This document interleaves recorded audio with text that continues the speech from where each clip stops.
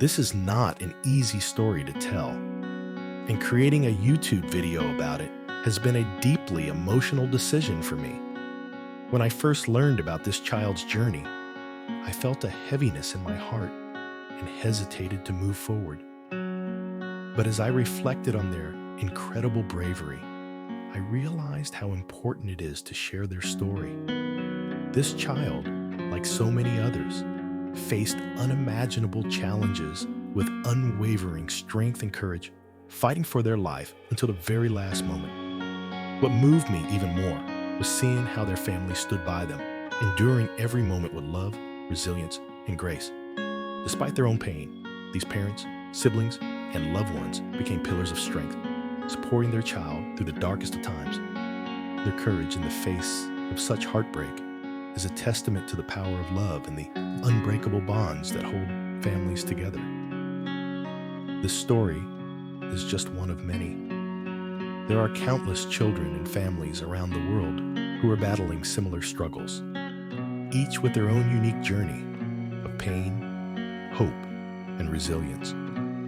By sharing this story, I hope to honor not only this child and their family, but also all those who inspire us with their strength and determination. Their courage reminds us that even in the most difficult moments, there is light, love, and an unyielding spirit that carries us forward. March is a month of transition. Winter fades, spring emerges, and with it comes a promise of new beginnings. But for some, March is a month that tests the very fabric of their lives. This is a story inspired by the countless children and families who have faced unimaginable challenges. It's a story of courage, love, and the power of legacy. Ian was like any other 10-year-old, full of energy, dreams, and an unshakable love for soccer.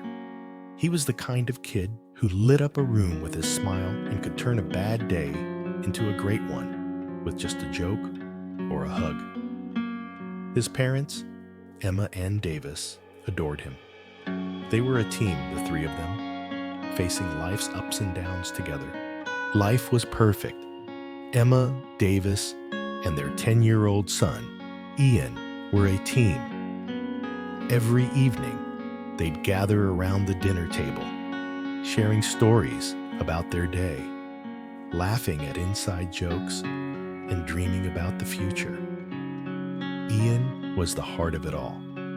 His energy, his laughter, his love for soccer. But in early 2017, their lives took a devastating turn.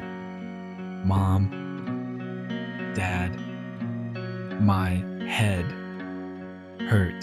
In a matter of seconds, their world shattered. The ambulance raced through the night, carrying their precious boy to the hospital.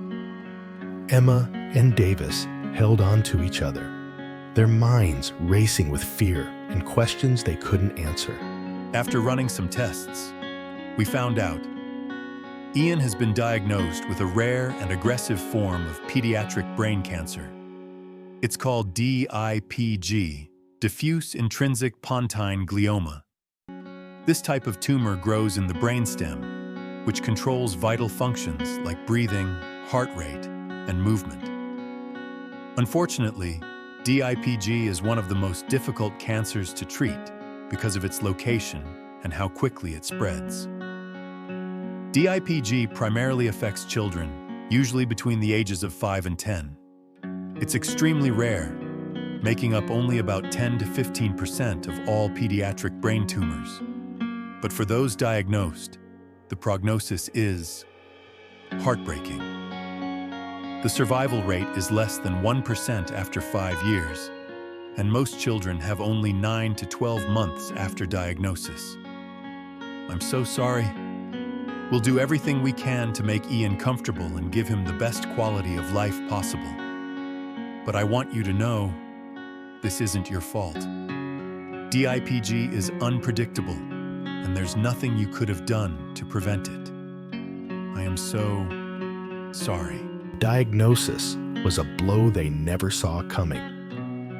DIPG is a cruel disease with no cure and a prognosis that leaves little room for hope. The doctors gave Ian 9 to 12 months. For Emma and Davis, it felt like the world had stopped turning. But Ian was different. Despite the diagnosis, he refused to let cancer define him. He continued to play soccer as long as he could, inspiring everyone around him with his resilience. He never gave up. Even on his hardest days, he'd say, "Mom, I'm still here. I'm still fighting." One day, Ian asked his parents for a journal. He wanted to write letters to the people he loved, letters they could read after he was gone. Those letters became his legacy. They were filled with love, hope, and the kind of wisdom that only a child facing the unimaginable could possess. Ian's final months were a testament to his spirit. He lived fiercely, knowing his time was limited, but refusing to let it dim his light. At the memorial service, Emma read out Ian's letter. Dear Mom and Dad, don't be sad for too long. I'm okay. I'll always be with you, cheering you on from the sidelines. Love, Ian. Ian taught us that even in the face of unimaginable pain, we can choose to make a difference. He may be gone, but his spirit lives on in every life we touch. Through Ian's light, Emma and Davis found a way to honor their son's memory.